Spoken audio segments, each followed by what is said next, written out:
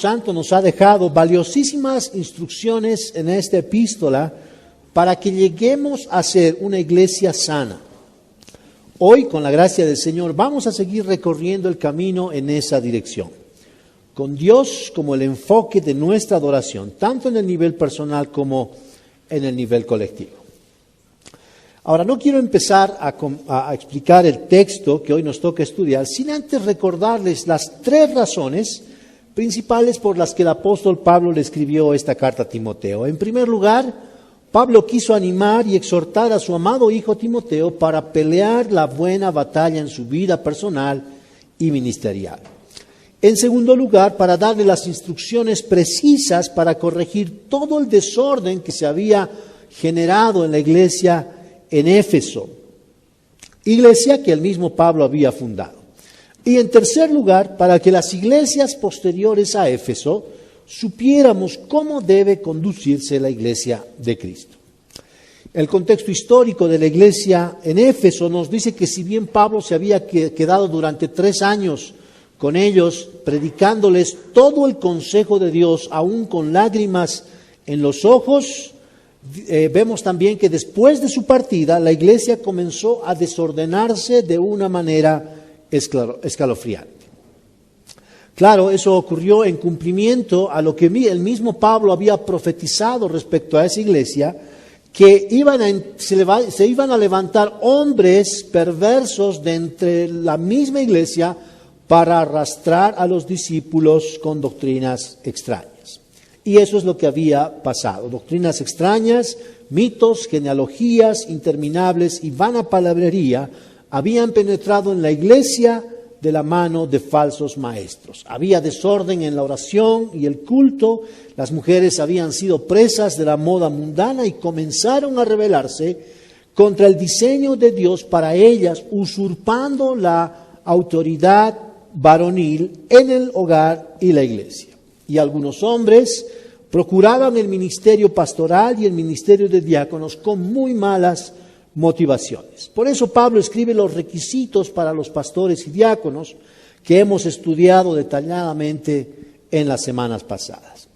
El punto es que la suma de todos estos problemas, hermanos, hizo que Pablo le pidiera a Timoteo que se quedara en la iglesia de Éfeso para corregirlos, para lo cual le delega la autoridad necesaria. Entonces, todo este trasfondo nos permite ver que esta carta es eminentemente correctiva. La iglesia había perdido su rumbo y estaba camino al desfiladero. Así que Pablo deja a Timoteo como pastor a cargo de la iglesia y parte hacia Macedonia, donde tenía mucho trabajo que hacer. Y presumiblemente desde Macedonia le escribe esta carta a Timoteo.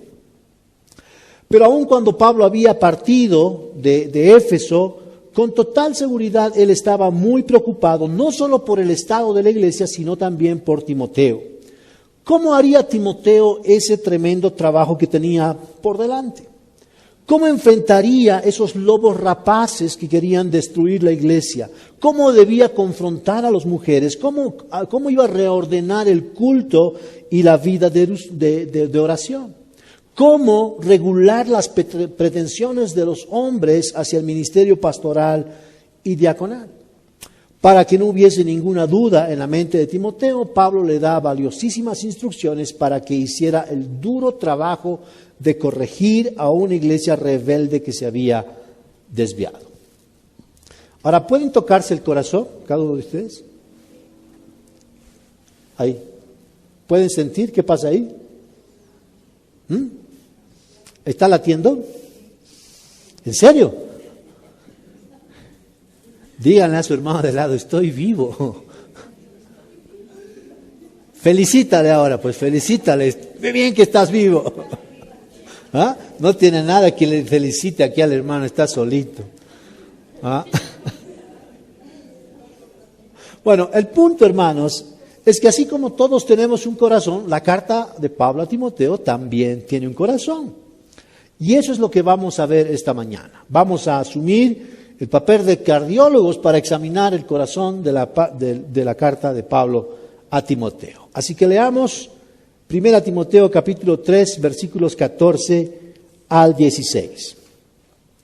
Te escribo estas cosas esperando ir a ti pronto, pero en caso que me tarde, te escribo para que sepas cómo debe conducirse uno en la casa de Dios, que es la iglesia del Dios vivo, columna y sostén de la verdad. E indiscutiblemente grande es el misterio de la piedad. Él fue manifestado en la carne, vindicado en el Espíritu, contemplado por ángeles, proclamado entre las naciones, creído en el mundo y recibido arriba en gloria.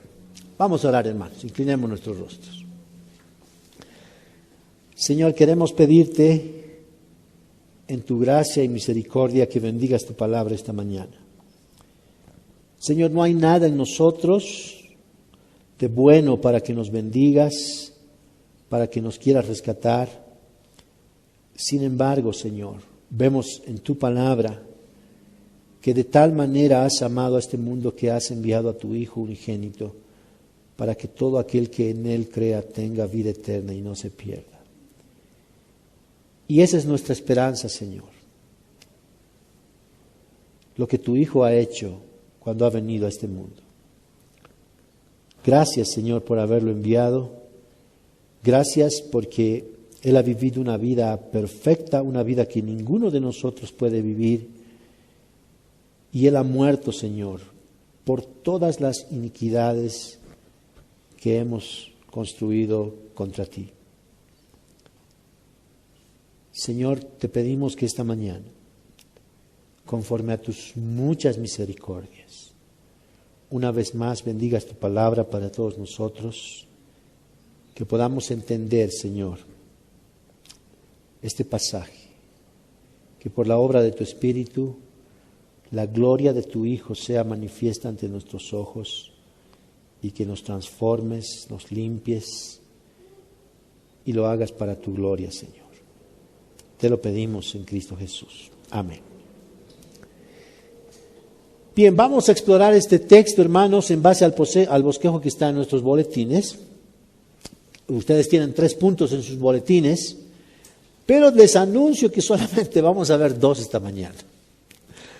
Vamos a ver la conducta del cristiano ante el Dios vivo y la vida en la casa del Dios vivo. El tercer punto, que es la misión de la iglesia del Dios vivo, lo vamos a ver la semana que viene. Hoy no nos va a dar el tiempo para exponer todo esto y realmente no quisiera que nos perdamos toda la riqueza que estos versículos tienen solo por apresurarnos a avanzar los 3 puntos. Dicho esto, vamos a ver nuestro primer punto, la conducta del cristiano ante el Dios vivo. Versículos 14 y 15 dicen así: Te escribo estas cosas esperando ir a ti pronto, pero en caso que me tarde te escribo para que sepas ¿cómo debe conducirse uno en la casa de Dios, que es la iglesia del Dios vivo? Columna y sostén de la verdad. Pablo había dejado a Timoteo en Éfeso enfrentando un durísimo desafío, pero no quería que se sintiera solo frente a todos estos problemas. Seguramente Pablo ya le había dado algunas instrucciones cuando estaba junto a él, pero el Espíritu Santo, cuando él partió, le impulsó a escribir todas estas instrucciones por escrito y al comenzar la carta le había dicho que le estaba dando mandamientos nacidos de un amor, de un corazón sincero, limpio y de buena conciencia. Ahora el apóstol quiere reafirmar esta intención animando a su discípulo y haciéndolo saber que él quería volver a él para acompañarlo. Te escribo estas cosas esperando ir a ti pronto, le dice. Claro, Pablo no tenía la certeza de cuánto tiempo le tomaría el volver hasta la iglesia de Éfeso. Eso estaba, por supuesto, en las manos de Dios. Por eso le dice que en caso que me tarde, te escribo para que sepas cómo debe conducirse uno en la casa de Dios. Y al parecer, hermanos, Pablo no pudo volver a la iglesia de Éfeso a acompañar a Timoteo en todo el trabajo que debía enfrentar. Eso, por supuesto, nos permitiría ver que Timoteo tuvo que depender exclusivamente del Espíritu Santo para crecer y desarrollarse en su ministerio pastoral en la iglesia de Éfeso. Pero el caso es que Pablo estaba profundamente preocupado por la salud espiritual de la iglesia y por el propio Timoteo. Y si bien Pablo no estaba físicamente, Timoteo debía saber que al menos Pablo lo estaba acompañando en espíritu y quería que Timoteo supiera exactamente cómo debe comportarse un cristiano en la iglesia del Dios vivo. Ahora, Timoteo, hermanos, ya conocía la sana doctrina, pero Pablo quería que realmente comprendiera que esa sana doctrina debía llevarlo a vivir una vida piadosa y necesitaba tener todos sus sentidos en alerta máxima para no olvidar a quién estaba sirviendo y por qué lo estaba haciendo. Ahora noten que Pablo quería inculcar en Timoteo la reverencia y el temor que él mismo sentía por el Señor. Ahora es muy importante ver que en la estructura de las epístolas, primero se expone la doctrina y luego se expone la exhortación para cumplir con esa doctrina. Ya vimos eso cuando estudiamos Efesios, si recuerdan. ¿Se acuerdan de eso, verdad? Los 3 primeros capítulos son una exposición de la doctrina y del capítulo 4 en adelante es una exhortación a obedecer toda esa doctrina. Primero se dan las razones para obedecer y luego se dan los mandamientos para obedecer. Y eso es lo que Pablo también estaba haciendo con Timoteo. Le está diciendo que la sana doctrina debe producir buenos frutos en su vida y ministerio. Ahora fíjense que ese era el problema que los falsos maestros tenían en Éfeso. Toda su enseñanza de fábulas y genealogías interminables y su vana palabrería derivaba invariablemente en disputas y no en la edificación de la iglesia. Ellos podían desconectar muy fácilmente sus enseñanzas de su estilo de vida. Y Pablo sabía muy bien que la doctrina falsa produce un efecto en la vida de las personas que aprenden esa falsa doctrina. Y muchos en la iglesia estaban siendo arrastrados a tener una conducta que no era digna del Señor Jesucristo. El desorden en el culto, en la oración, en la actitud y vestimenta de las mujeres, en los hombres que querían ser pastores, etcétera, etcétera, etcétera. Todo lo que ya hemos visto. Entonces, esa es la razón por la que Pablo hace un especial énfasis en esta carta acerca de la sana doctrina y el testimonio personal, tanto de Timoteo como pastor, como el resto de los miembros de la iglesia. Timoteo no tenía otra manera de corregir todos los problemas que había en Éfeso, hermanos, sino con la sana doctrina y con su propio testimonio personal. Otra vez, hay un efecto que la sana doctrina produce en la vida personal y colectiva de los creyentes, y es una vida piadosa. La vida de un cristiano genuino debe estar marcada por la sana doctrina. Es la sana doctrina la que debe gobernar su mente, su corazón y también su conducta. Por supuesto, en esta carta el sentido que tiene la sana doctrina es un equivalente de la pureza del Evangelio y su poder transformador en la vida del cristiano. Esa pureza y poder, por supuesto, tiene que llegar también a nuestra vida de los cristianos hoy en día. También necesitamos a conducirnos en la casa de Dios y a desarrollar una conciencia clara a dónde estamos viniendo cuando venimos a la iglesia. Y quiero ilustrarles esto. Cuando uno de nosotros va a una casa de un japonés, tiene que limitarse a ciertas reglas. ¿Sabían eso, no? Si vas a la casa de un japonés, no puedes entrar con zapatos. Tienes que dejar tus zapatos en la puerta, porque entrar con zapatos es una gravísima falta de respeto a tus anfitriones. Entonces tienes que cumplir esa regla. Ahora, eso se puede complicar mucho más, ese protocolo se puede complicar mucho más si vas a visitar, por ejemplo, a la reina Isabel de Inglaterra. ¿Sabían eso? Hay un protocolo muy rígido. Cuando vas a la casa, al palacio de la reina de Inglaterra, nunca, por ejemplo, le puedes dar más allá de la mano. Olvídate de que le des un abrazo. No le puedes tocar más que eso. Le das la mano y no puedes hablarle a menos que ella te hable. En caso de que te sientes a comer en su mesa, nunca puedes hablar a menos que ella te dirija primero la palabra. Interesante, ¿no? Es un protocolo que ella tiene. Ahora, Si eso es real, hermanos, en la vida, en las cosas terrenales, ¿cuánto más en la casa del Dios vivo? Miren cuán alto es el concepto que Pablo tiene de Dios. ¿Saben cómo eso se produjo en la vida del apóstol Pablo? Ese temor y esa reverencia cuando él se encontró cara a cara con el Dios vivo en el camino a Damasco. Antes de ese encuentro, todo lo que sentía por Jesús era rechazo y desprecio. Pero después de haber experimentado estar en su presencia, hermanos, lo que comenzó a sentir por Cristo fue reverencia y temor santo. ¿Y recuerdan lo que le dijo el Señor cuando tuvo ese encuentro con él? Saulo, Saulo, ¿por qué me persigues? ¿Por qué le dijo eso el Señor? Saulo estaba persiguiendo a los cristianos. Entonces Jesús, al hacerle esta pregunta, le hizo entender que perseguir a su iglesia era perseguirlo prácticamente a él mismo. Y hermanos, esa experiencia en la vida de Pablo fue definitiva para entender la unión que Cristo tiene con su iglesia.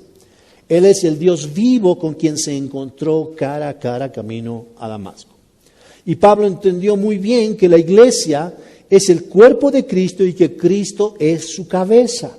Y que la iglesia está tan unida a Él que es imposible concebirlas de modo distinto y de modo separado. En la mente de Pablo, la presencia de Cristo era tan real en medio de su iglesia que por eso dice que es la casa del Dios vivo, la iglesia es donde el Señor habita. Eso es lo que nos está diciendo Pablo aquí. Y eso es lo que quiere transmitirle a su amado hijo Timoteo.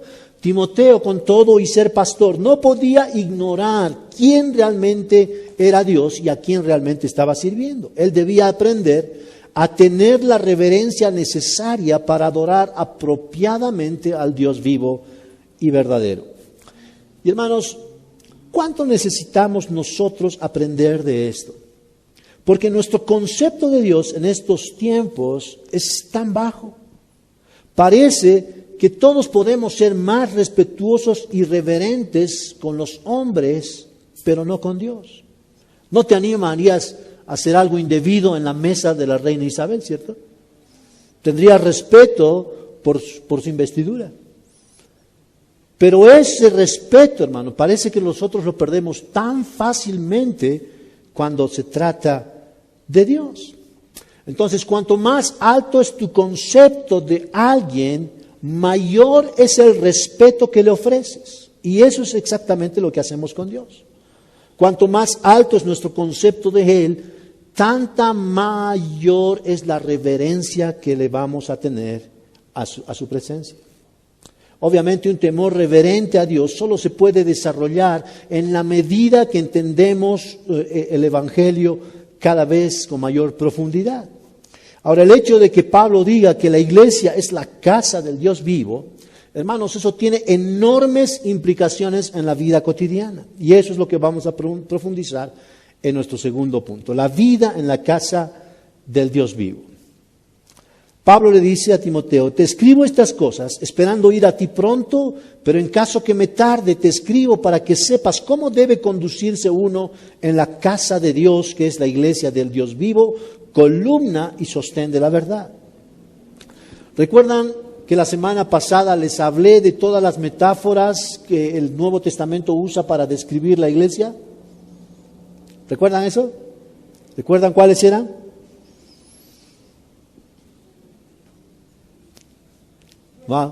¿No? El rebaño de Dios, el templo de Dios, la viña del Señor, la columna de la verdad, un reino de sacerdotes, un templo santo, la esposa de Cristo, la familia de Dios. ¿Cierto? Ok. ¿Saben cuál faltaba ahí? ¿Qué metáfora faltaba ahí a toda esa lista? Lo que estamos viendo aquí, hermanos. La casa de Dios es la metáfora que Pablo está usando para describir a la iglesia. Ahora, por si acaso el sentido de casa no tiene el sentido de construcción, ¿cierto? Tiene un sentido de habitación en lo que Pablo está escribiendo aquí. Es decir, la casa de Dios es el lugar donde Dios habita. Y por supuesto eso no es nuevo, no es algo que es exclusivamente en el Nuevo Testamento. Ese concepto ya estaba dado en el Antiguo Testamento. Ahora, Salomón dice en su oración de dedicación al templo que los cielos de los cielos no pueden contener a Dios porque Él es muchísimo, infinitamente más grande. ¿Se dan cuenta de eso? Entonces, no es que Dios tiene una habitación en sí, o sea, esa es una condescendencia que Dios tiene hacia nosotros para que entendamos dónde Él quiere habitar. No es que Él habita en un lugar físico. ¿Se dan cuenta de lo que estoy diciendo, verdad? Ok, entonces el sentido de la habitación de Dios está a lo largo de toda la Escritura. Pensemos, por ejemplo, en cómo comienza la Biblia, con el libro de Génesis, ¿cierto? Génesis es el comienzo de la revelación de Dios. Allí Dios nos dice cómo surgieron todas las cosas que existen en el universo, pero muy particularmente en este mundo. Génesis nos dice que Dios creó el universo con un propósito y un diseño perfectamente congruente con su carácter. Todo lo creado refleja la gloria de Dios. Por esa razón el salmista en el Salmo 19 dice, los cielos cuentan la gloria de Dios y el firmamento la obra de sus manos. Entonces lo que vemos en Génesis es que Dios primero hizo un paraíso maravilloso con plantas, flores y todo tipo de animales, y solo después de que todo era bueno en gran manera, hizo a dos criaturas a su imagen y semejanza, Adán y Eva. Los puso ahí y en ese maravilloso lugar llamado Edén, ellos tenían una comunión perfecta con el Dios vivo. Ninguna otra criatura recibió los increíbles privilegios de llevar la imagen y semejanza de Dios para que reflejen su gloria.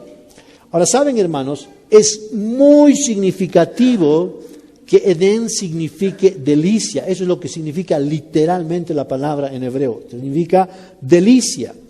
Y el Edén era el lugar de las delicias porque todas las necesidades del ser humano estaban suplidas allí. Necesidades físicas y espirituales. Y dice la Escritura que Dios mismo estaba ahí para ellos. Y hermanos, esto nos permite ver que el paraíso fue el mejor lugar que alguien pudiera imaginarse. Y era paraíso no solamente por las cosas maravillosas que habían ahí, sino por sobre todo porque Dios habitaba en ese lugar. Entonces, en medio del jardín del Edén, Dios se paseaba al medio de sus criaturas y por eso era una delicia. Ahora, el Edén era el lugar donde la presencia de Dios se manifestaba y en ese sentido el Edén fue la primera casa de Dios que aparece en la revelación de Dios.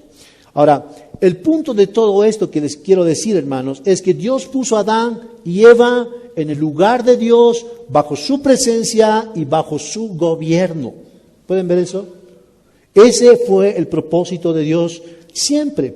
Ahora, en ese maravilloso lugar podían comer de todo árbol del huerto, pero del árbol del conocimiento del bien y del mal, no, porque si lo hacían, Dios les dijo que ciertamente morirían. Y hermanos, hasta aquí qué bueno hubiera sido decir, colorín colorado, este cuento se ha acabado, ¿verdad? Qué bueno hubiera sido decir, y fueron felices para siempre. Pero no sucedió así. Porque lo que vemos en el relato de Génesis es que una horrible serpiente se mete al jardín de Dios y ahí ella les hace dudar de la palabra de Dios. Les dijo que si comían del árbol del conocimiento del bien y del mal, en realidad no morirían, sino que serían abiertos sus ojos y serían como Dios mismo.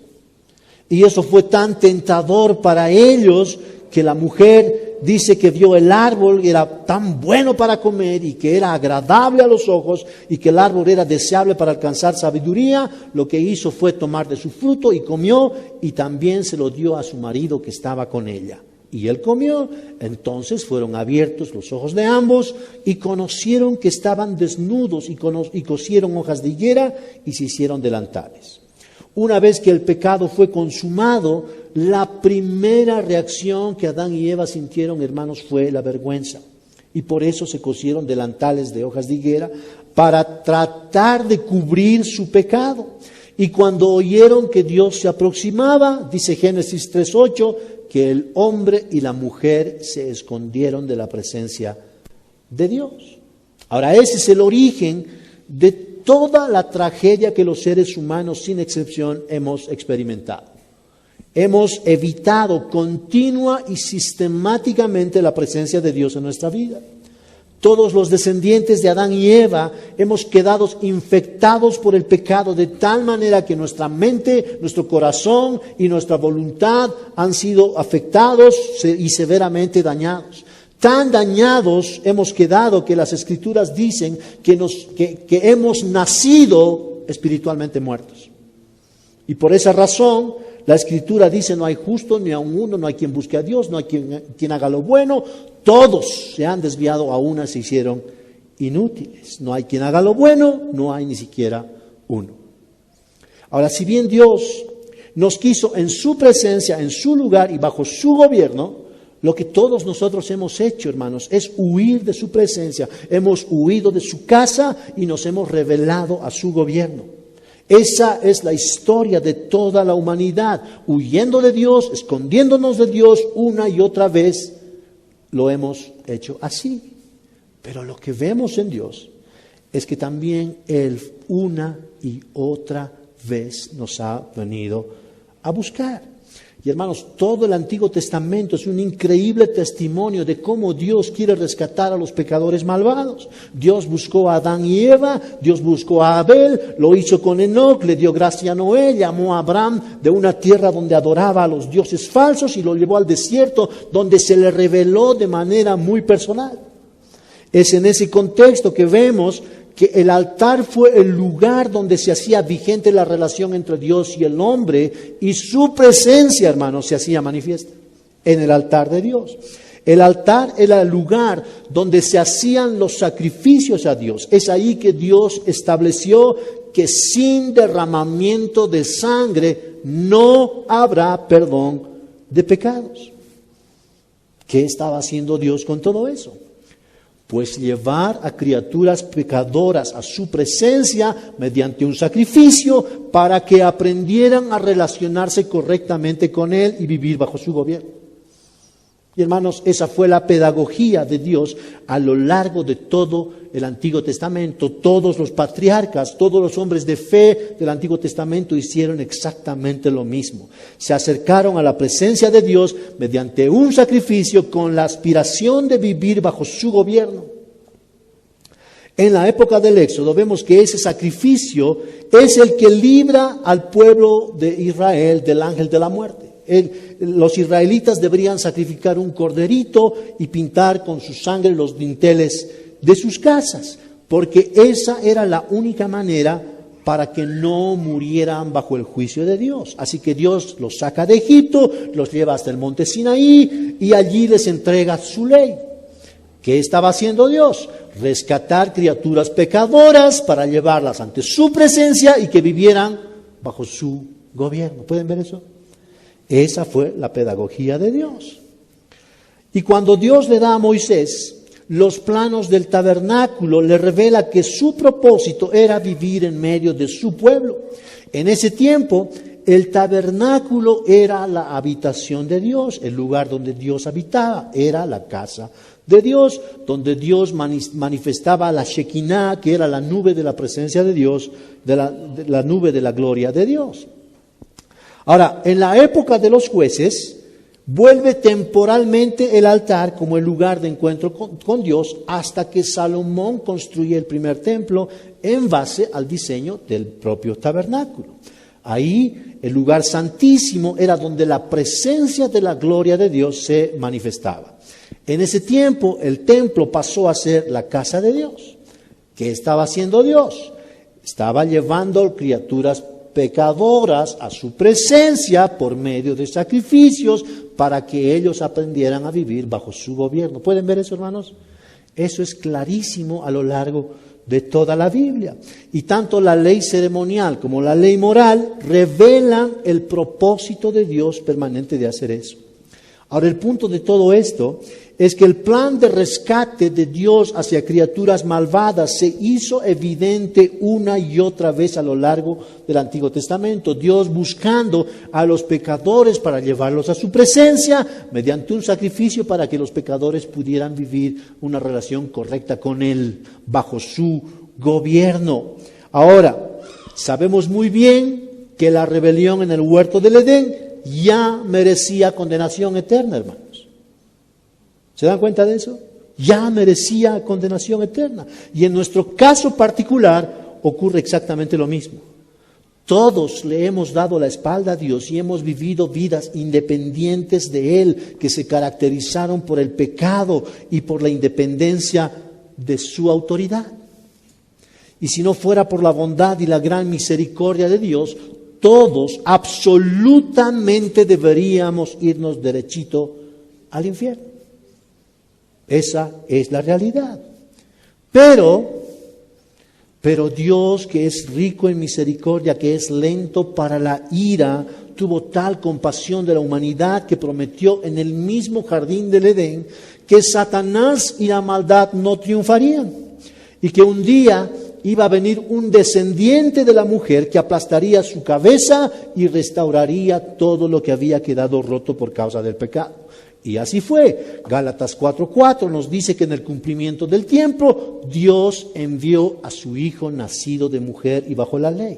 Así fue el nacimiento de Jesucristo, que siendo María, su madre, desposada con José, antes que se juntasen, se halló que haber concebido del Espíritu Santo. Y el ángel del Señor le dijo a José: María dará a luz un hijo y le pondrás por nombre Jesús, porque él salvará a su pueblo de sus pecados.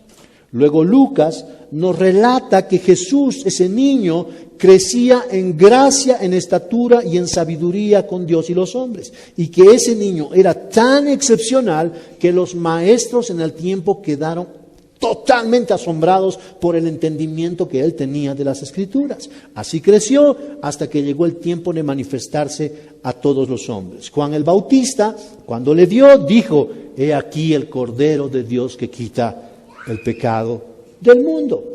Entonces, esa primera referencia en el Nuevo Testamento respecto a Jesús, hermanos, es lo que nos muestra que todos los sacrificios del Antiguo Testamento solo ilustraban el verdadero sacrificio del verdadero Cordero de Dios que realmente quita el pecado del mundo. Al fin se estaba cumpliendo de modo perfecto todos los requisitos que la ley ceremonial y la ley moral de Dios exigen del ser humano. Y por eso que cuando Juan en su bautizo vio que el cielo se abrió y el Espíritu Santo descendió sobre Jesús en forma corporal como una paloma, y escuchó la voz del cielo que decía: Tú eres mi Hijo amado, en ti, solo en ti tengo complacencia.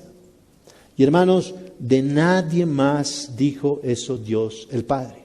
No lo dice de ti y no lo dice de mí. Y no lo dijo de ningún otro, solamente de su Hijo amado. Él es el único que pudo arrancar de la boca de su Padre: Tú eres mi Hijo amado, en ti está toda mi complacencia. Ahora, eso es maravilloso, hermanos. Y por 3 años los evangelios nos dicen que Jesús predicó el reino de Dios y cumplió al pie de la letra la misión que su Padre le encomendó, y sus palabras y pretensiones fueron tan autoritativas y confrontantes, hermanos, que los judíos comenzaron a tramar su propia muerte. Y la gota que derramó el vaso, según el evangelio de Juan, es cuando Jesús echó del templo a todos los mercaderes y negociantes. Ahora, dice el Evangelio de Juan: entonces los judíos respondieron y le dijeron: ya que haces estas cosas, ¿qué señal nos muestras? Jesús respondió y les dijo: destruid este templo y en 3 días lo levantaré. Entonces los judíos dijeron: en 46 años fue edificado este templo y tú lo levantarás en 3 días. Pero él hablaba del templo de su cuerpo, aclara el apóstol Juan. Ahora noten que los judíos no entendían lo que Jesús estaba diciendo. Ellos pensaban que se estaba refiriendo al templo de piedras que Herodes había construido en ese tiempo. Pero Jesús dice que se estaba refiriendo a su propio templo y por el efecto que produciría la resurrección de los muertos en él mismo. Ahora, los evangelios dicen que Jesús fue crucificado, fue muerto y sepultado, pero al tercer día resucitó de entre los muertos. Pero esa resurrección, hermanos, no solamente fue para dar testimonio de que Él era verdaderamente el Hijo de Dios y que tenía verdadero poder para poner su vida y para volverla a tomar, sino que esa resurrección también dio como resultado establecer un nuevo templo y un nuevo culto, no un templo hecho de manos humanas como el de Salomón o el de Herodes, sino un templo espiritual hecho por Dios mismo. Este templo es edificado por piedras vivas, como dice el apóstol Pedro en su primera epístola, y Pablo en primera de Corintios, en Efesios y Colosenses, dice que ese templo es el cuerpo espiritual de Jesús, que es la iglesia. Este cuerpo está compuesto por aquellos a quien el Señor ha redimido. El cuerpo de Cristo, que es la iglesia, es un templo infinitamente superior a lo que prefiguraban el tabernáculo y el templo en el Antiguo Testamento. Y todo eso solamente es una pálida sombra del verdadero templo que Dios hoy mismo está construyendo, que es la nueva casa de Dios, la iglesia del Dios vivo. Y es en esta habitación que la gloria de Dios se manifiesta todo el tiempo. Ahora, ¿qué es la gloria de Dios? Muchas veces los cristianos nos apropiamos de clichés que son tan populares en nuestro medio y repetimos como si fuéramos loritos, cristianos pero loritos, ¿no? Entonces necesitamos saber qué es la gloria de Dios. Para empezar, podríamos decir que la gloria de Dios se describe a través de sus atributos y perfecciones. Por ejemplo, dentro de sus atributos sabemos que Dios es absolutamente autosuficiente y autoexistente. Dios no necesita a nadie ni a nada para ser más glorioso. Él ya es glorioso solito. Amén. Amén, hermanos. Dios es glorioso solito. No necesita a nada ni a nadie para ser más glorioso. Cuando nosotros cantamos alabanzas a su nombre, no es que le agregamos más gloria a Dios. Él ya tiene la gloria. Y lo único que hacemos nosotros los cristianos cuando cantamos alabanzas y adoración a su nombre es reconocer que Él ya es glorioso. Entonces, en el Antiguo Testamento, la presencia de Dios se manifestaba por medio de la nube de la gloria de Dios. ¿Y qué dice el diccionario bíblico? Escuchen esta definición. La gloria de Dios es el resplandor que emana de su persona, el aura cegadora de todas sus perfecciones. Esta gloria es comparable a un fuego devorador, anonada, abate e inspira temor y respeto y adoración. El hombre no puede ver la gloria real de Dios y seguir vivo. Esa es la declaración bíblica respecto a la gloria de Dios. Esa es la realidad de la gloria de Dios y el impacto cuando ésta produce cuando un hombre se encuentra con ella. Y la Biblia nos dice que todos aquellos que han tenido un verdadero encuentro con el Señor, con su gloria, reciben algo de ella. Eso fue lo que ocurrió con Moisés. ¿Se recuerdan, hermanos? Él estaba expuesto a la gloria de Dios y cuando bajó del monte, el rostro de Moisés brillaba de tal manera que el pueblo empezó a temer de él. Y dice la Escritura que Moisés tuvo que ponerse un velo para que el pueblo dejara de temer.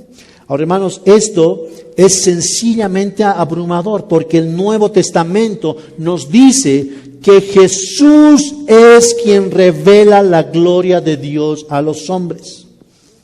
Y eso fue lo que ocurrió desde su mismo nacimiento, cuando el ángel les comunicó, por ejemplo, a los pastores de Belén. Dice el texto en Lucas que la gloria del Señor los rodeó de resplandor y tuvieron gran temor. Ese es el efecto que causa la gloria de Dios en los hombres. Y Pablo en Colosenses dice que Jesús es en quien habita corporalmente toda la plenitud de la deidad. Hebreos 1:3 dice que Cristo es el resplandor de la gloria de Dios y exactamente la expresión de la naturaleza de Dios. Y el apóstol Juan nos dice en su evangelio, en el capítulo 1, versículo 14, que el Verbo se hizo carne y habitó entre nosotros y vimos su gloria, gloria como del unigénito del Padre, lleno de gracia y de verdad. El mismo Juan en el Apocalipsis dice que tuvo una visión de Cristo en su gloria en medio de los 7 candeleros que son las iglesias. Entonces, con todos estos datos, hermanos, la pregunta es, ¿dónde habita la gloria de Dios en este tiempo? En la casa de Dios, que es la iglesia del Dios vivo. Ahora, otra vez, cuando decimos iglesia, no estamos hablando del edificio, estamos hablando de las personas, de los miembros del cuerpo de Cristo donde se manifiesta su gloria. Todos nosotros somos el templo de Dios, donde su gloria se manifiesta. ¿Por qué? Porque Jesús está en medio nuestro. Él prometió, he aquí estoy con vosotros todos los días hasta el fin del mundo. Y hermanos, ¿a quién más le prometió eso Dios en esta tierra? Solamente a su iglesia. El Señor Jesús resucitado está en medio nuestro y por eso Pablo dice la iglesia del Dios viviente. El único Dios que vive y que como hombre dio su vida para que la iglesia exista y sea su nueva y definitiva casa por toda la eternidad. ¿Ven eso, hermanos? La iglesia del Dios vivo. La casa definitiva de Dios por toda la eternidad. Ahora, ¿quiénes vienen a la iglesia pensando eso?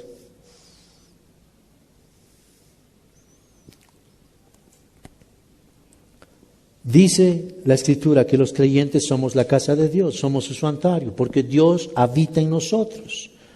Y si Dios habita en nosotros, hermanos, su gloria está presente.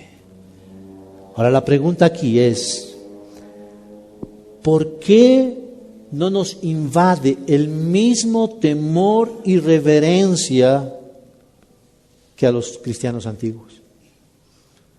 ¿Por qué no sentimos exactamente lo mismo? ¿Por qué tenemos tan poca reverencia? ¿Por qué tenemos tan poco respeto a Dios? Miren esto, hermanos. Cuando Jesús estaba ante el concilio de los judíos, el sumo sacerdote le preguntó, ¿eres tú el Cristo, el Hijo del bendito? Jesús le dijo, yo soy. Y veréis al Hijo del Hombre sentado a la diestra de Dios, del poder, viniendo con las nubes del cielo.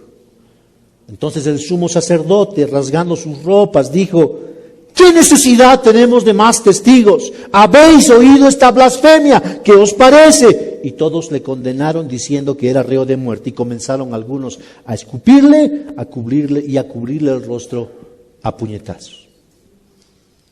Hermanos, vean eso. La gloria de Dios estaba frente a ese concilio, pero ellos no la pudieron ver. Cristo es el resplandor de la gloria de Dios y la expresión exacta de su naturaleza, pero ellos no la pudieron ver. Entonces mi gran preocupación, hermanos, es si a nosotros nos pasa exactamente lo mismo cada domingo. No podemos ver la gloria de Dios. Y por esa razón podemos llegar a cualquier hora, no podemos venir a la oración, llegamos a media alabanza, podemos venir a media prédica, no importa. No importa si nos relacionamos con nadie más en la iglesia. No hay reverencia. No hay reverencia. Entonces, ¿qué clase de culto es este, hermanos? ¿Ante qué Dios venimos? ¿Será que verdaderamente conocemos al Dios vivo y verdadero? Hermanos, ¿acaso nuestra falta de temor y reverencia no equivale exactamente a hacer lo mismo que el concilio judío hizo en su tiempo con Jesús. ¿Cuántos venimos a la iglesia pensando en que vamos a tener un encuentro con la gloria de Dios en la casa de Dios? ¿Cuántos de nosotros no tenemos ni idea que Dios está presente aquí mismo y no tenemos ni por asomo el temor y la reverencia que provoca estar en la casa del Dios vivo y verdadero? Hermanos, Pablo, inspirado por el Espíritu Santo, dice que esta casa es absolutamente diferente a cualquier templo hecho por hombres, donde los hombres ponen sus ídolos. Ahora sabemos que en Éfeso había un gran y esplendoroso templo que era el de la diosa Diana. Ese templo, hermanos, tenía tal magnificencia que fue denominado como una de las maravillas del mundo antiguo. Ahora, el problema en ese templo es que estaba lleno de idolatría e inmoralidad. ¿Pueden ver eso? Vean, hermanos, estoy mostrándoles este contraste para que realmente podamos ver que la conducta en la vida de las personas va de acuerdo al Dios que adoramos. Vas a vivir de acuerdo al Dios que adoras. Si adoramos al Dios vivo y verdadero, vamos a aprender a conducirnos de acuerdo a su carácter y a su palabra. Si adoramos a un ídolo, nuestra conducta irá de la mano con el carácter de ese ídolo. Y hermanos, es muy frecuente que en la vida de las personas que adoran ídolos, la inmoralidad, el relativismo y la irreverencia son las marcas en sus vidas. Un Dios falso no te demanda nada en absoluto. Un Dios falso no te demanda orden, pureza y santidad en tu vida. A un Dios falso no le importa lo que hagas con tu cuerpo ni lo que hagas con tu vida. Pero el Dios vivo y verdadero no es así, hermanos. El Dios vivo y verdadero no solamente te quiere llevar del infierno para llevarte al cielo. El Dios vivo y verdadero quiere llevarte a su presencia mediante el sacrificio de su propio Hijo para que aprendas a relacionarte correctamente con Él y aprendas a vivir bajo su gobierno. Y hermanos, todo eso Dios lo hace en su casa, en su iglesia, nunca fuera de ella. Es un engaño satánico que pueda ser cristiano y vivir independientemente del cuerpo de Cristo, que es la iglesia. Escuchen el mandamiento del Señor a su iglesia, Mateo 28, 19 en adelante. Vayan y hagan discípulos de todas las naciones, bautizándonos en el nombre del Padre, del Hijo y del Espíritu Santo. Enseñen a los nuevos discípulos a obedecer los mandatos que les he dado y tengan por seguro que yo estoy con ustedes hasta el fin de los tiempos. ¿Quién tiene que hacer los discípulos? La iglesia. ¿Dónde se hacen los discípulos? En la iglesia. ¿Dónde se bautizan los discípulos? En la iglesia. ¿Dónde se aprende a obedecer los mandamientos del Señor? En la iglesia. ¿Dónde se experimenta la presencia del Señor hasta el fin de los tiempos, según este texto, hermanos? En la iglesia. No hay otro lugar que no sea la iglesia. Y hermanos, cuando Dios rescata a los pecadores, ¿dónde los trae? Pues a la iglesia. Cuando el Dios vivo y verdadero te rescata del poder del pecado, Él va a cambiar tus preferencias pecaminosas por un anhelo ferviente de adorarle con todo tu ser y vivir para Él, aprendiendo a agradarle, aprendiendo a vivir bajo su gobierno. ¿Dónde pasa eso? En la iglesia, hermanos. Cuando de verdad crees en el Hijo de Dios, entonces de verdad quieres obedecerle y aprender a ver las cosas como Él las ve. Ahora recuerden que al terminar el primer punto dije que nuestro concepto de Dios es tan bajo en estos tiempos. Y por supuesto eso también se aplica al concepto que tenemos de la misma iglesia en nuestro tiempo, hermanos. Todos tenemos un concepto tan bajo de la iglesia. ¿No se dieron cuenta acaso lo fácil que resulta a los cristianos cambiarse de iglesia?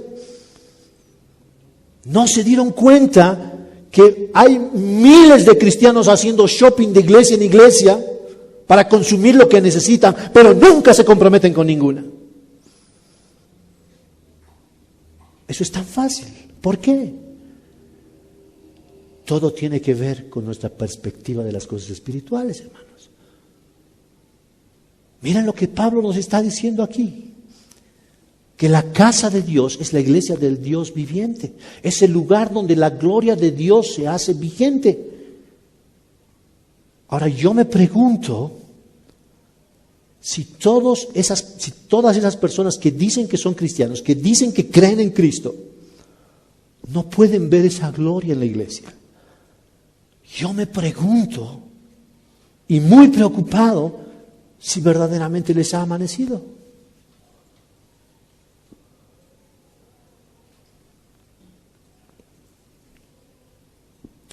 La perspectiva de los cristianos respecto a la iglesia gira en torno a sus preferencias, a sus gustos, no a la palabra de Dios. Voy a una iglesia que me guste, voy a una iglesia que se acomode a lo que yo soy, a lo que yo quiero. No pensamos en que vamos a ir a una iglesia a aprender a conducirnos, a reformatear todo para adecuarnos a lo que Dios demanda en su palabra.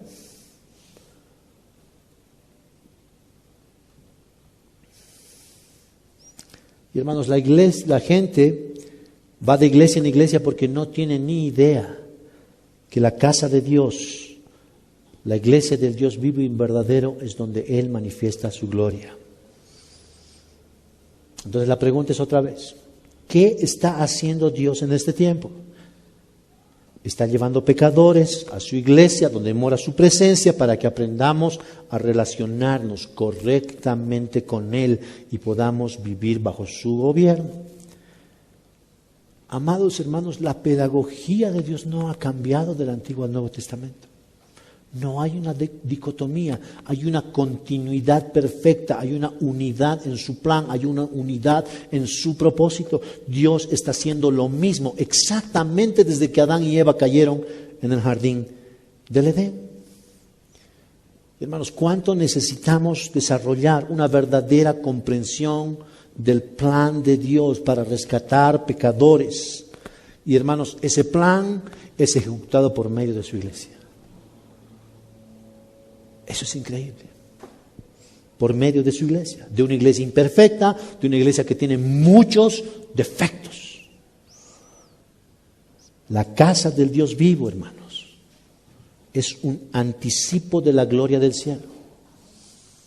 ¿Y saben qué? Es muy triste que nos perdamos de esa realidad. No pensamos que la iglesia es un anticipo del cielo. Nuestra perspectiva de la iglesia está regulada por una religiosidad. Voy a la iglesia porque soy cristiano. Se supone que los cristianos hacen eso. Se supone que los cristianos oran. Se supone que los cristianos leen su Biblia. Que van a la iglesia los domingos. Más parece que hacemos las cosas en ese sentido, hermanos. No por la conciencia plena de que la gloria de Dios habita aquí en medio nuestro. Ahora escuchen cómo nos plantea esta gloriosa verdad de que la iglesia es el anticipo del cielo. Hebreos capítulo 12. Hermanos, escuchen esto porque es tan importante. Dice el Espíritu Santo: porque no os habéis acercado a un monte que se puede tocar, ni a fuego ardiente, ni a tinieblas, ni a oscuridad, ni a torbellino, ni a sonido de trompeta, ni a ruido de palabras, tal que los que oyeron rogaron que no se les hablara más, porque no podían soportar el mandato. Si aún una bestia toca el monte, será apedreada. Tan terrible era el espectáculo que Moisés dijo: estoy aterrado y temblando. Miren ese contraste, está mostrando lo que experimentaron los judíos en el monte Sinaí, hermanos. Y está haciendo un contraste con lo que los cristianos vivimos en este tiempo. Una realidad sublimemente, infinitamente mayor que esa realidad que los judíos vivieron.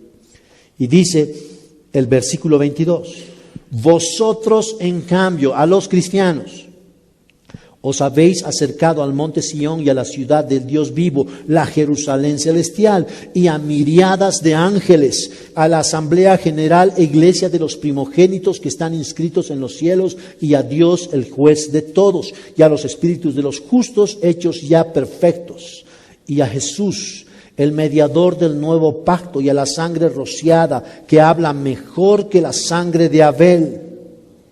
Mirad que no rechacéis al que habla, porque si aquellos no escaparon cuando rechazaron al que les amonestó sobre la tierra, mucho menos escaparemos nosotros si nos apartamos de aquel que nos amonesta desde el cielo. Su voz hizo temblar entonces la tierra, pero ahora Él ha prometido diciendo, aún una vez más, yo haré temblar no solo la tierra, sino también el cielo. Y esta expresión aún, una vez más, indica la remoción de las cosas movibles como las cosas creadas, a fin de que permanezcan las cosas que son inconmovibles. Por lo cual, puesto que recibimos un reino inconmovible, demostremos gratitud mediante la cual ofrezcamos a Dios un servicio aceptable con temor y reverencia. ¿Por qué? Porque Dios es fuego consumidor.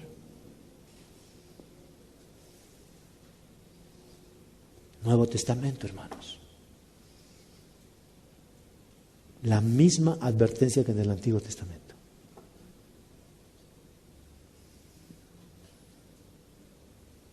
Vamos a inclinar nuestros rostros y orar.